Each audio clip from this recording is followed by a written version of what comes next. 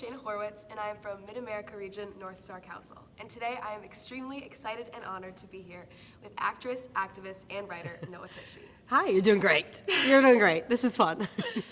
Great to be here. No, my first question for you is what inspired you to become a public advocate for Israel and Zionism? Wow, it's a great question. The actual answer to that is I couldn't shut up.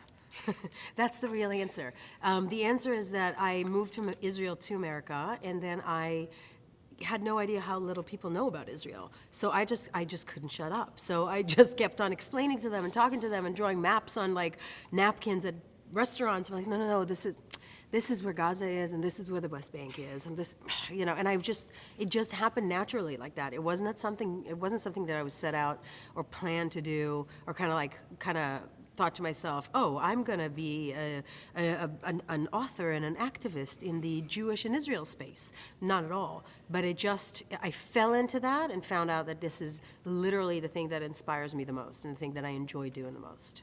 Super interesting. Yeah. When you're discussing a topic as political and controversial as the Israel-Palestine What is it? It's political? It's controversial? Talking about Israel is controversial? I'm shocked. Yes. I never got any controversy around me in this topic. Oh, I'm sure. Never had anybody write nasty stuff online. No bad comments. Never. Nothing but love and puppies. Yes. Yeah. How have you dealt with this criticism that you faced as a spokesperson for Israelis and Jews all over the world? So it's Even more. And how has this changed since October 7th? Oh, wow, great question. So the best answer and the best advice I can give about this is ignore it.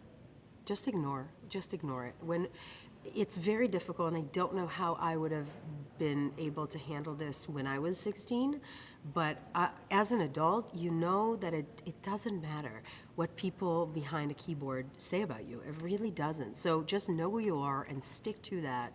And just stick to your pride and to your identity. And don't take these things personal, because we live in a world today in which everybody has the ability to voice their opinion, but they all think that their opinion matters. And I gotta tell you, not everybody's opinion matters. So when somebody writes something bad or nasty or mean about you online, their opinion doesn't really matter. If you know in your heart that you are a good person, that you're doing the best that you can, that you are true to yourself, that you're authentic, that's what matters. Everything else, just let it slide off your back. And how it changed since October 7th is everything that I was saying before, just like heightened to 1,000. So I have been a Jewish activist or a pro-Israel activist since social media started. So as soon as social media started, and I was younger, but I just jumped in and became a spokesperson, explaining our identity and who we are. And I've been doing this for many, many years, right? But then suddenly October 7th happened, and a lot of people got introduced to me before, and they're like, who is this person that like literally knows everything about this topic? And I'm like, I've been doing this for like a very long time. It just became heightened. So I'm glad that I had the ability to practice this before and learn to be more, to handle it better, because it just became so much more vicious and mean. I'm like, okay, whatever. Just ignore it, really. Well, your activism has been deeply inspiring for me and many other teens, and I was hoping you could offer some advice to us. Many teens feel passionate about a cause, but a lot of times we feel that we're underestimated and we're unsure how to achieve meaningful results. So how would you advise these teens to take a stand and make a real impact? That's a great question as well. Wow, you're asking awesome questions. I think the most important thing is think of impact and activism analog and not digital. Meaning, we always tend to think, and people always ask me this, right? How do I become a better activist? And they always think online. Like, how do I become more visible online, speak out online? I don't think that that's the only way that we need to be activists. I think that you as a teen, all right, especially if you like go to a non-Jewish school, or you have like non-Jewish friends in your, soccer team or in your whatever class, art class or whatever, right?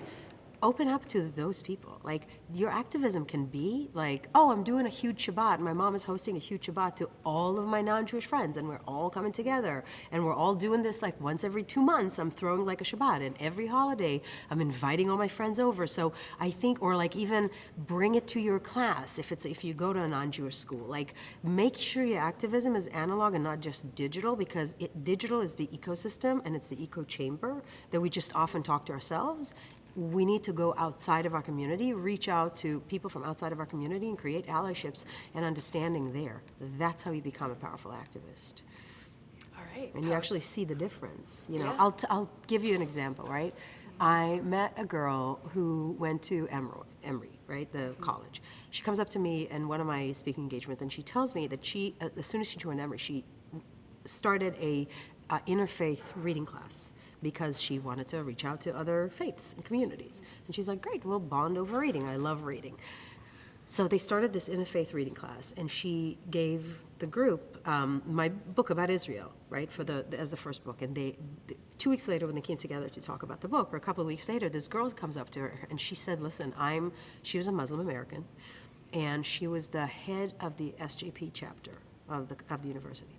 And she said, I read the book. I thought it's lies. I went and did the research because I wasn't sure that it's telling the truth. And I'm like, I changed my mind. Like, and I'm leaving SJP, and I think I was lied to. And there's like a lot of things that I was wrong about. And that came because this student opened up to other communities.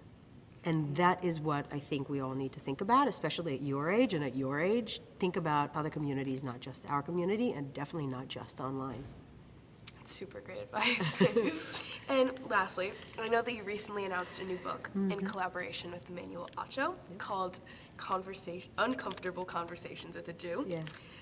This is a super exciting pairing, so we were wondering if you could tell us a little bit how it came to be, and if you had any interesting or surprising revelations in your conversations Oh my God. that you could share with us. So this book came to be about over a year ago. So actually before October 7th. And Emmanuel Acho, who is a friend and a huge ally to the Jewish community, he's a Nigerian-American football player and a social justice activist, and wrote a book called Uncomfortable Conversations with a Black Man that became very successful. And then he called me up, he reached out, and he said, I want to do the same for the Jewish community. I feel like there's a lot of anti-Semitism and a lot of misinformation and Jewish hate, and I want to do the same book with the Jewish community. And we started having these conversations, and I got to tell you, then October 7th happened, obviously, and we decided to expedite it and did it quicker just because it's, the moment couldn't be more powerful, right?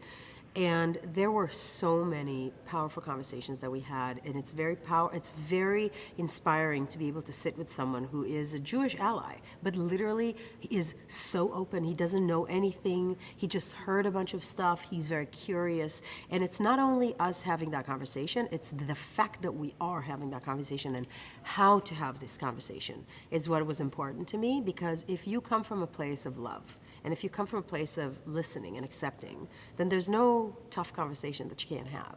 Like a lot of people your age and like a little older, a little younger, or whatever, this whole concept of safe space, I don't believe in that. I believe in a real space. Like, real spaces is what we need, not safe spaces. Because if we have this safe space that I need to be responsible for how you feel, that's very disempowering. Do you know what I mean? Like, I'm never going to walk around being like, you, Shayna, need to just be careful of what you say to me because you need to be careful that I don't get hurt. I'm responsible for my own feelings, not you. And this whole concept of putting up our feelings on like other people, everybody's walking on eggshells. And as a result, we're not actually communicating. And what we did there, Emmanuel and I, is sit down and talk about everything. So we literally talk, first of all, basics like what's a Jew, who's a Jew, what's anti-Semitism, what's the origin of it, did Jews kill Jesus, what is Zionism, like how Black and Jewish relationship, like are Jews white, is it a race, like everything that people don't want to touch. We're going there, like full force going there. So I'm very excited for the book to come out. It's coming out April 30th, and it's coming up soon. And I hope that it's going to be accepted in a way that's empowering to both our communities, because I think we need it. Yeah. All right. Thank you so much for joining us today. Have fun this weekend.